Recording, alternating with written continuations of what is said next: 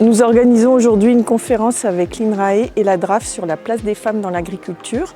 Nous travaillons ensemble avec ces organismes depuis plusieurs années. Il est important d'accompagner et de reconnaître la place des femmes dans ce domaine. Avec AgroSup, nous avons des promotions avec beaucoup de jeunes femmes qui auront aussi leur place à prendre pour accompagner les agriculteurs et les agricultrices en place ou à venir dans l'installation. Alors on a démarré avec un quiz sur les dates clés pour resituer l'histoire des agricultrices qui résulte de revendications et de luttes. Pour notre table ronde, l'idée en fait c'était de montrer une diversité d'acteurs et d'actrices qui à partir d'espaces sociaux différents observent des obstacles pour devenir agricultrices et mettent en place à leur échelle une multitude d'actions pour aller vers plus d'égalité femmes-hommes. Donc on avait rassemblé une personne en thèse de doctorat, des agricultrices, un directeur de lycée agricole, des structures para-agricoles comme le réseau CIVAM et le groupe Femmes de l'Allier. Être agricultrice aujourd'hui, c'est bien une construction sociale. C'est pas la même chose qu'être agricultrice hier et c'est pas aussi bien, si tout se passe bien, qu'être agricultrice demain.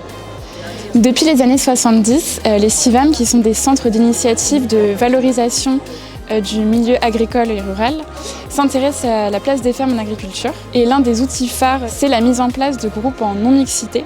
Donc on appelle la non-mixité choisie.